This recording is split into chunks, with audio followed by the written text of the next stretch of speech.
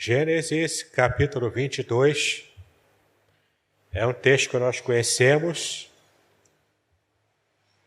mas eu tenho certeza de que você nunca ouviu o que eu vou dizer para você hoje a partir desses versículos. Gênesis 22, de 1 a 3, é o texto que nós vamos ler e meditar nesta tarde e noite. Gênesis 22, de 1 a 3, você que está também no seu lar, nos acompanhando com o culto, abra a palavra de Deus, não deixe de acompanhar na sua Bíblia o texto bíblico que estaremos meditando nessa tarde. E a palavra de Deus diz o seguinte: E aconteceu, depois destas coisas, que provou Deus a Abraão, e disse-lhe: Abraão, e ele disse: Eis-me aqui. E disse: Toma agora o teu filho, o teu único filho, Isaque, a quem amas, e vai-te à terra de Moriá, e oferece-o ali em holocausto sobre uma das minhas montanhas que eu te direi. Então se levantou Abraão pela manhã de madrugada e abordou o seu jumento e tomou consigo 2 dos seus moços e Isaque, seu filho, e cortou lenha para o holocausto. E levantou-se e foi ao lugar que Deus lhe dissera. Meus queridos, esse texto nós conhecemos bem, porque foi aquele momento muito difícil para o patriarca Abraão. Abraão sendo chamado por Deus para partir de sua descendência, uma descendência que ele sequer poderia ter sonhado algum tempo ter, porque a sua esposa Sara era estéril. Ela com 90 anos, ele com 100. Eles, nessa idade avançadíssima, Deus prometeu, e Deus cumpriu essa promessa de que ambos teriam um filho legítimo. E a partir dessa promessa, muitos anos aconteceram, muitos anos se passaram, muitas experiências com Deus ao longo dessa caminhada. Abraão e Sara tiveram que esperar aproximadamente 20 anos, desde o momento em que Deus os chama no capítulo 12 de Gênesis e promete a eles essa bênção, esse filho, esse descendente legítimo, totalmente aprovado por Deus. Então, durante esses 20 anos, alguns percalços aconteceram. Mas apesar dos percalços, Abraão ainda foi terminando a sua jornada com essa perspectiva de que ele era, primeiro, o amigo de Deus. Essa era a alcunha que o próprio Deus deu ao seu servo. Abraão, o meu amigo. Abraão, o amigo de Deus. E para a nação de Israel, Abraão era o pai da fé.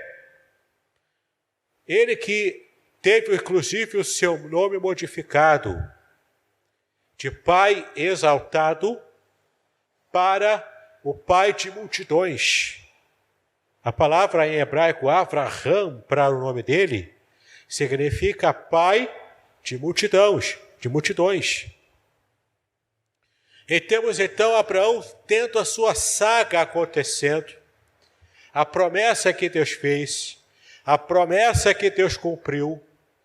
E agora, no capítulo 22, 10 capítulos após o chamado de Abraão, Deus novamente se refere a Abraão de um modo diferenciado. É uma nova etapa na revelação que Deus estava dando para Abraão. Nessa nova etapa da revelação, Deus fala para Abraão de que ele estava requerendo a bênção que ele próprio havia dado ao seu servo Abraão.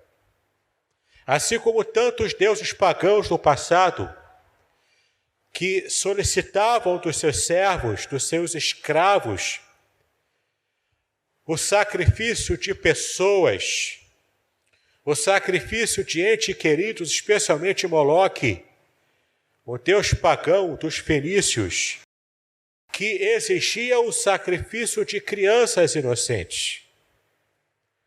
Então Abraão, mas que história é essa? Eu deixei de adorar juntamente com os meus familiares a deuses falsos, a deuses pagãos, para dar ouvidos à voz de um Deus que de repente fala comigo e é o Deus verdadeiro, porque nunca nenhum outro Deus falso daqueles que nós adorávamos havia falado comigo, porque eles não têm vida. E como que eu posso agora estar diante de uma situação em que esse Deus diferente de tudo o que eu conhecia, depois de tantos anos caminhando com ele, agora ele pede algo parecido com o que os deuses falsos que eu estava acostumado a lidar já pediam há muitos anos atrás. Nessa noite eu quero meditar com vocês, queridos, a partir desse texto, que fala sobre o maior teste que Deus havia exigido e agora estava aplicando ao seu servo. Nós que já conhecemos a passagem, sabemos como ela vai terminar. Sabemos, inclusive, das implicações históricas deste teste que Deus estava fazendo com Abraão e o quanto isso tipificava a ação do próprio Deus na história ao enviar Cristo para, de fato, consumir essa necessidade do derramamento de sangue para a salvação de pessoas da humanidade.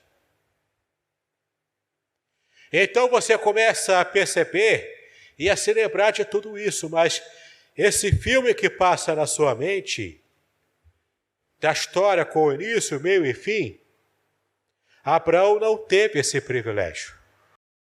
Quando Deus faz essa exigência a Abraão, Abraão realmente acreditou de que naquele momento o seu filho seria sacrificado.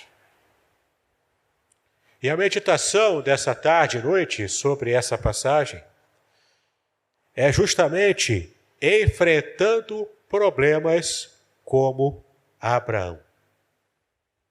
Nós vamos aprender hoje a distinguir duas formas de Deus agir, desde o Antigo Testamento até mesmo o Novo Testamento, e até hoje Deus trabalha desse jeito, quando Ele quer trazer provas ou quando Ele quer, de alguma forma, lapidar aqueles seus servos, aprimorar a fé dos seus filhos e também exercer juízo sobre a humanidade. Sim, meu querido, minha querida, meu compromisso aqui nessa igreja, assim como o compromisso do pastor Idauro, de qualquer pregador que sobe a este púlpito, é pregar a revelação da Bíblia sobre quem é Deus, sobre quem de fato Ele é. Não de um Deus inventado, um Deus água com açúcar, um Deus feito de algodão doce, que muitas vezes a gente cria porque isso é mais palatável para a gente. Mas o Deus que é revelado na Bíblia, Ele é tanto amor. Ninguém está aqui negando o amor dele, pelo contrário, estamos enfatizando nessa mensagem o amor de Deus. Mas esse mesmo Deus amoroso é também o Deus que ama a justiça. Ele ama o ser humano, mas está profundamente incomodado com o mal que o pecado esteve projetando e afetando a raça humana, o gênero dos seres humanos que Ele havia criado. Por isso há duas formas da Bíblia, que a Bíblia revela pelas quais Deus trabalha com os seres humanos. E existem duas palavras da cultura hebraica que você precisa anotar ou se lembrar para que você entenda de como enfrentar os seus desafios hoje, no século XXI, e obter vitórias sobre esses desafios, assim como Abraão obteve vitória nos desafios dele. Nós vamos aprender agora que existem dois termos em hebraico que demonstram para a gente o modo como Deus lida com os seres humanos e como Ele vai fazer o conserto de todo esse mal que o pecado trouxe para a humanidade. A primeira palavra, se você quiser anotar, é a palavra din, em hebraico. É simples, din. D-I-N, de nariz, din. Essa palavra din em hebraico significa juízo. Em muitas ocasiões na palavra de Deus, Deus visita a humanidade com os seus juízos. Especialmente quando esse Deus que é sim amoroso, mas ele em muitas ocasiões, especialmente para Israel, o seu povo, ele disse: obedeça-me e você será abençoado. Desobedeça-me e você sofrerá as consequências dessa escolha errada, as maldições por essa escolha errada que você fez. Então, o que é o juízo de Deus? O juízo desse Deus que ama a sua justiça, porque a justiça, tanto quanto o amor, é parte do caráter do próprio Deus. É um atributo de Deus. Então, esse mesmo amor que Deus tem pela humanidade, Ele também tem pelos seus próprios atributos, dentre os quais a justiça. E a justiça no seu nível perfeito, no seu nível completo.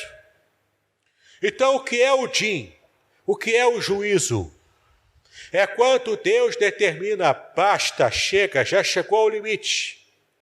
Eu já dei várias oportunidades. Eu dei várias advertências. Eu mostrei para eles como eles deveriam agir. Mas não me obedeceram. Se fizeram de surdos à minha palavra. Não quiseram obedecer à lei que eu instituí para o bem da própria pessoa. Os meus estatutos foram criados para que as pessoas pudessem ser felizes aqui na terra. Pudessem ter uma vida que estivesse acima dessa vida medíocre das outras nações, de pessoas que não têm aquele compromisso com a palavra de Deus. Então, quando enche a medida, quando o copo fica lá em cima, a ponto de transbordar, quando enche essa medida, Deus então determina, decreta desde a eternidade. Ele decreta o seu juízo. Mas eu tenho uma boa notícia para você. A Bíblia revela que mesmo quando Deus decreta o seu juízo, e nesse juízo está claro como cristal essa situação de causa e efeito, em que tudo faz sentido, porque o juízo de Deus, quando Ele faz o seu juízo, a gente percebe claramente o porquê estamos enfrentando o juízo. Mas a boa notícia é de que os juízos de Deus, apesar de decretados por Ele, esses juízos, eles podem ser, sim, revertidos, dependendo do tipo de resposta que damos ao juízo decretado e revelado pelo profeta de Deus. E é interessante a gente perceber aqui que existem vários exemplos desses juízos na palavra. Por exemplo, quando Deus avisou para Abraão, que estaria alguns capítulos antes desse que nós lemos agora, quando Deus avisou para Abraão, eu vou destruir Sodoma e Gomorra. Prepare-se para isso. Deus avisa a Abraão. Deus mostra para Abraão o que ele pretendia fazer, trazendo o juízo sobre aquelas duas cidades, plenamente ímpias, egocêntricas, com pessoas completamente alheias a Deus e totalmente entregues à impiedade e ao pecado. Não conheciam um pingo sequer, de temor de Deus naqueles corações. E não é porque nunca ouviram, porque Ló morava em Sodoma. Ló era um pequeno candeeiro aceso numa cidade entregue à total e completa escuridão espiritual. E aquelas pessoas estavam se entregando cada vez mais à impiedade. Então Deus avisou para Abraão, vou trazer juízo para Sodoma e Gomorra. Deus também trouxe juízo para os filhos de Israel, após o grande pecado que marcou aquela nação, o pecado do bezerro de ouro. Depois de verem tantas maravilhas que Deus estava fazendo, e isso é mais um sinal de que muitas vezes milagres estonteantes, nem mesmo esses milagres estonteantes são suficientes para que as pessoas abandonem de vez o pecado. Mesmo Deus fazendo um milagre grande na sua frente, se você não se cuidar, amanhã ou depois você pode se entregar à impiedade e ao pecado, assim como os filhos de Israel fizeram. Eles, portanto, pecaram, e Deus trouxe juízo sobre Israel. Mais tarde, a idolatria ainda acontecendo, ainda Israel tendo que lidar com essas constantes quedas da idolatria. E sempre Deus estava prometendo o juízo, dando novas chances, renovando as chances. Israel não deu ouvidos a isso e o cativeiro aconteceu. Em várias ocasiões, Deus vai trabalhando assim,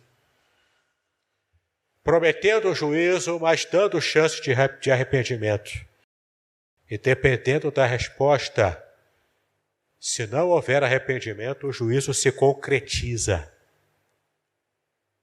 Mas existiu nesse caso aqui de Abraão, diante desse juízo, Abraão teve a atitude de clamar por Sodoma e Gomorra. Ele intercedeu, ele orou, para que Deus o afastasse completamente o juízo, ou no mínimo atenuasse. É bastante conhecida também, daquele que costuma ler a Bíblia, o quanto Abraão foi quase que barganhando com Deus. Se tiver, ô Senhor, não faça isso. E se tiver 100 justos ali? Se houver 100 justos, eu não vou destruir a cidade. Mas se houver 50, e vai abaixando, vai diminuindo. Se tiver 10, Deus disse, se tiver 10, eu não destruo com juízo as duas cidades. Queridos, sequer 10 justos havia naquelas duas cidades. Então, como não houve arrependimento, Deus trouxe o juízo sobre Sodoma e sobre Gomorra. Mas Abraão fez a sua parte, ele intercedeu pelas cidades. Teve ocasiões também em que, por exemplo, Jonas não queria pregar em Nínive. E Deus havia revelado para Jonas que ele decretou o juízo sobre Nínive, uma outra cidade pagã, completamente violenta. A fama de Nínive era uma fama de uma cidade tão violenta que todos os seus prisioneiros de guerra já rendidos, os soldados de Nínive amarravam esses guerreiros sobre seus cavalos e iam arrastando os guerreiros até esfolá-los vivos, e ficava em carne viva. Jonas não queria pregar para Nínive, não era porque Jonas era um preconceituoso simplesmente. Ele viu muita atrocidade acontecendo, protagonizado por Nínive. Jonas não era simplesmente um profeta que ficava sentado no seu gabinete com o ar-condicionado ligado, com a aguinha gelada todo dia, pensando em altas teologias dentro do judaísmo. E quando ele percebia pela internet de que Nínive estava agindo assim o assado, produzindo esses males todos, não, então vou levantar aqui uma hashtag no Twitter, abaixo Nínive, destrua Nínive, morra Nínive. Nada disso. Jonas sabia claramente, porque ele estava inserido no contexto do que era a cidade de Nínive. Ele não queria pregar, porque ele não queria dar chance de arrependimento. Mas olha o amor de Deus revelado desde o Antigo Testamento.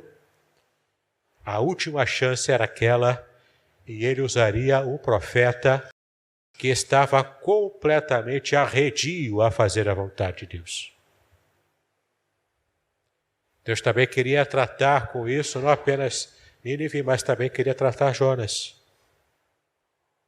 A história você já conhece também. Jonas foge para Tarsis, é engolido pelo peixe, o peixe o vomita em Nínive. E como diria o Chaves, sem querer querendo, ele teve que pregar o que Deus mandou ele pregar. E quando ele prega, a cidade inteira se arrepende. Demonstra arrependimento sincero, genuíno. Deus é aquele que sonda os corações.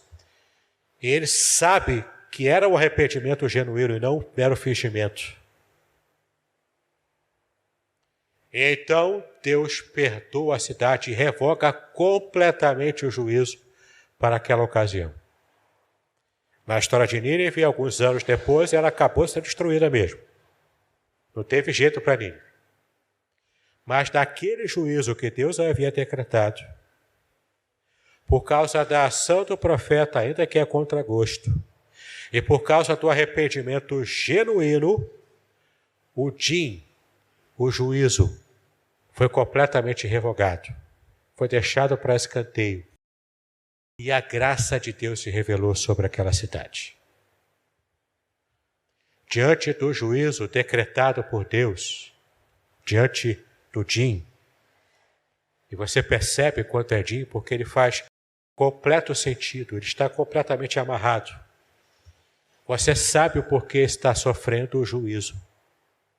Você reconhece isso, ainda que tardiamente, mas você reconhece. Mas como não houve tempo hábil para arrependimento, o juízo veio. E você percebe aqui que mesmo assim, Abraão intercedeu por aquelas cidades. Ele tinha esperança de que se houvesse arrependimento, ou tivesse um número X de justos ali, Deus poderia revogar esse juízo. Ou no mínimo, atenuar as consequências desse juízo. Ele tinha essa esperança no seu coração. Por isso ele intercedeu. Por isso ele clamou. Você pode perguntar, será que esse período que vivemos do corona, ele é o juízo de Deus? Na minha opinião, sim. Eu posso estar errado. Mas na minha humilde opinião, o corona é um Din. É um juízo de Deus contra a humanidade, cada vez mais violenta, amante dos prazeres, conforme o texto bíblico mesmo diz. Uma cidade inimiga, uma humanidade inimiga de Deus, de um modo geral. que se deteriora a cada dia a largos passos nos seus pecados, nos seus erros, e nem se dá conta disso. E aqui a igreja, qual o papel da igreja nisso? A igreja precisa hoje interceder para que esse juízo, no mínimo, seja atenuado, porque ele já foi concretizado. Ainda que o vírus seja criado em laboratório, já está provado isso. Ele surgiu num laboratório. Não foi algo natural. Mas ainda assim houve permissão de Deus para trazer juízo para a humanidade. Para quem sabe estar também tratando com a sua própria igreja espalhada no mundo todo. Uma igreja que está muito mal acostumada a ter uma vida muito fácil aqui na terra. E com tudo isso, trazendo juízo a quem é ímpio, e trazendo também conserto para quem pertence a Deus. Deus está permitindo esse problema mundial e todas as consequências que estamos observando todos os dias há vários meses já. Como eu disse, a boa notícia de um juízo divino é que ele pode ser ou completamente descartado, que já não é o caso do coronavírus, mas ele pode ser, no mínimo, atenuado. E Deus está esperando o clamor da igreja cristã em todo o mundo para que ele possa estar agindo. E de repente, dependendo da resposta em arrependimento e em súplica dessa humanidade caída, pecadora, e completamente entregue ao mal, jazendo no maligno,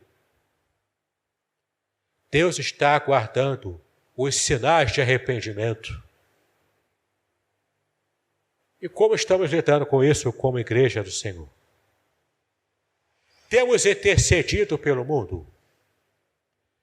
Temos de verdade clamado, dobrado o joelho, lutado diante de Deus com oração, para que esse juízo esteja, pelo menos, sendo atenuado, sendo abreviado esse tempo de prova, de provação.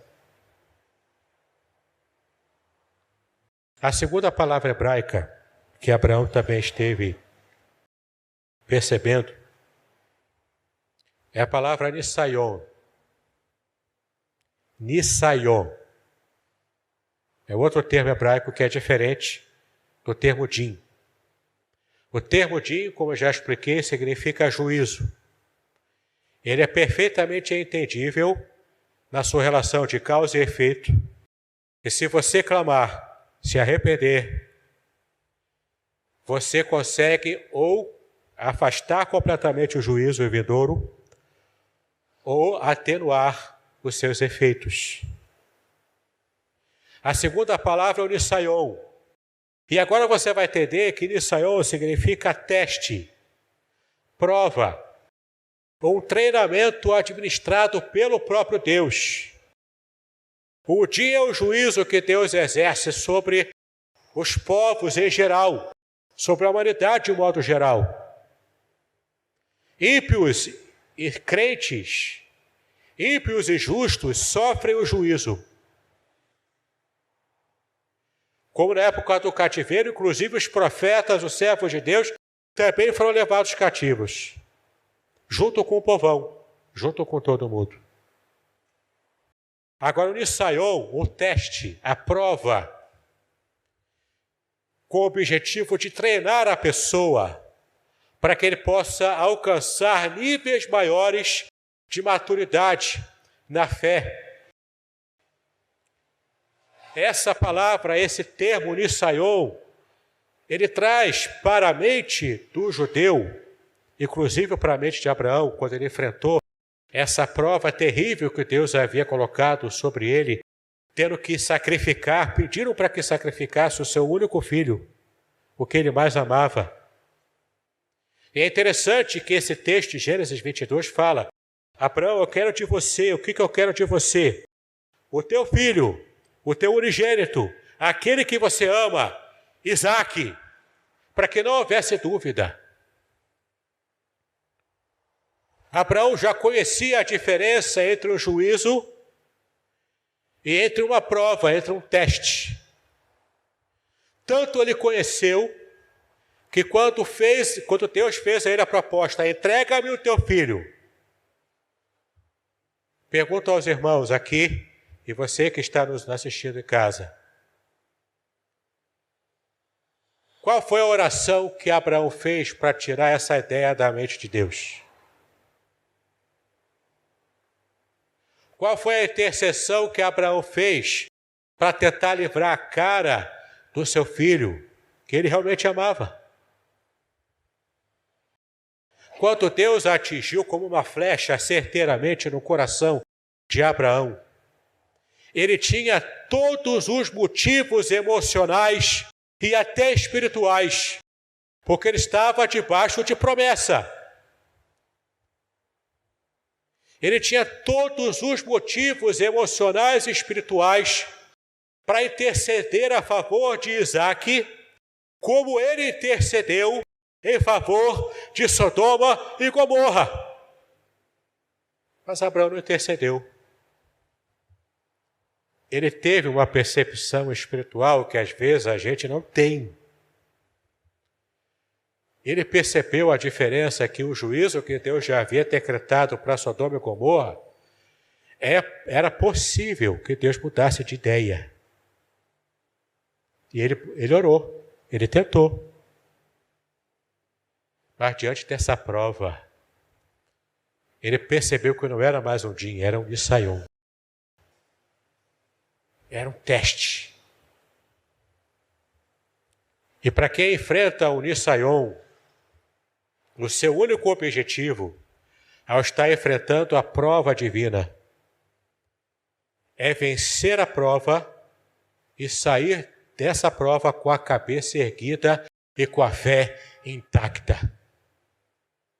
Como Paulo disse, acabei a carreira e guardei a fé. Era uma prova esse ministério que Jesus me chamou, mas eu consegui, eu cheguei lá, eu enfrentei provas, eu enfrentei naufrágios, eu enfrentei muitas lutas na minha vida, preconceitos inclusive. Mas eu acabei a carreira e eu consegui manter a minha fé intacta. Com a cabeça erguida, Paulo conseguiu se levantar e enfrentar, porque não tinha como barganhar. Não tinha como tentar orar para tentar amenizar ali a situação. Era teste, meu irmão. Enquanto você está em teste, não adianta chorar, você precisa enfrentar o teste. Jó também enfrentou o Nisaion de Deus. Jó relutou. Mas qual era o teste qual era o resultado desse teste, Jó? Ele não podia blasfemar. Esse era o ponto neurálgico do Nisaion que Deus havia dado para Jó. Por que ele foi vencedor? Porque ele conseguiu sair da prova com a cabeça erguida. Manteve a sua fé, a sua fidelidade intacta diante das afrontas de Satanás. Diante de um Nisaion, de um teste, não adianta você argumentar com Deus. Mas, Senhor, pega leve. Não adianta. Você precisa unir forças, aumentar a sua fé e enfrentar a prova e tentar vencê-la em nome de Jesus. Como eu disse no começo, na minha opinião, o coronavírus é um juízo de Deus para a humanidade. Mas nem todos, cristãos especialmente, estão enfrentando problemas assim na sua família, graças a Deus. Mas outros cristãos enfrentam esse problema de uma enfermidade como essa, enfrentam uma crise financeira, empresas quebrando, desemprego aumentando. Resultado da crise. Um juízo de Deus contra a humanidade pode se tornar um teste para quem já conhece a Deus. E como desdobramento desse juízo, esse teste o cristão precisa enfrentar como Nisaion. E meu irmão, pelo amor de Deus, se você estiver enfrentando um teste, uma prova na sua vida, não adianta você murmurar. Muito pelo contrário. Em Tiago 4:6, Tiago, irmão do Senhor Jesus, ele disse que Deus resiste aos soberbos, mas dá graça aos humildes. Quando Deus muitas vezes manda uma prova, não adianta abrir a sua boca para murmurar. Por que não adianta? Porque assim como foi a experiência de Israel no deserto, enquanto o povo murmura, Deus amplia o tempo da prova, do teste. Não é porque Deus é mau, não é porque Deus é carrasco, é simplesmente porque se Deus te colocou uma prova, um teste, Ele tem um objetivo para que você vença a prova e chegue a um patamar de aprimoramento espiritual, emocional, físico, após passar pelo vale, após passar pelo deserto. Se você abre a boca para murmurar agora, se você murmura, você está dizendo, eu não confio em Deus. Eu não confio que Deus é amoroso para me ajudar a passar pela prova. Ou então, eu não confio que Deus é justo e me ama de verdade, porque Ele está permitindo que eu enfrente uma prova. Nada mais antibíblico do que isso. Seja enfrentando um juízo divino que abarca toda a humanidade ou toda uma nação, seja enfrentando uma prova pessoal como servo de Deus, meu irmão, não abra a sua boca para murmurar. Cale a sua boca em nome de Jesus. E espera, calado, o agir de Deus. Entenda o mais rápido possível onde Deus quer que você chegue ao enfrentar a prova. E você entendeu qual o objetivo de Deus? Embora nem sempre uma prova pessoal, ela é perfeitamente entendível. Mas se Deus está te dando uma prova, Ele sabe que você tem condições de primeiro entender onde Ele quer te levar. E segundo, obedecer a Deus naquilo que Ele está tratando na tua vida. Às vezes é muito fácil a gente abrir a boca numa hora de louvor e cantar, entra na minha casa, entra na minha vida, mexe com as minhas estruturas, em outras palavras, faz o reboliço que você quiser. Cantar é fácil, declarar com a boca é fácil. Mas quando Deus leva a sério, e Deus leva a sério esse tipo de declaração, quando Deus realmente mexe lá na ferida, você que antes estava cantando para mexer comigo, agora você vai pedir, faz passar e começa a murmurar muitas vezes. Não murmure, meu irmão. Permaneça firme, em frente à prova, como tantos exemplos do passado, como Abraão também, nesse texto que a gente está meditando. Ele não intercede por Isaac. E às vezes a nossa cultura ocidental nos faz entender que Isaac era uma criancinha, né? 10 anos, talvez. Não. Na tradição judaica, pelo menos, Isaac já tinha 40 anos quando ele foi levado para possivelmente ser sacrificado. Se a tradição hebraica está certa, não tem como saber. Mas o fato é, na tradição judaica, Isaac já tinha 40 anos, ele já era um adulto. Mesmo como adulto, naquela sociedade patriarcal, se for esse o caso, ele estava submisso ao seu pai Abraão. E nem Abraão murmurou diante da prova, e nem Isaque também murmurou. Ordem dada, ordem obedecida. Diante de um teste, de uma prova pessoal, o que vale é a obediência para sair vencedor e abreviar o máximo possível o tempo de duração da nossa prova. Caso o coronavírus tenha sido uma prova pessoal para você, como muitos irmãos estão tendo, a gente acompanhou com muita tristeza a evolução desse problema do coronavírus na falecida esposa do pastor Flávio Prado.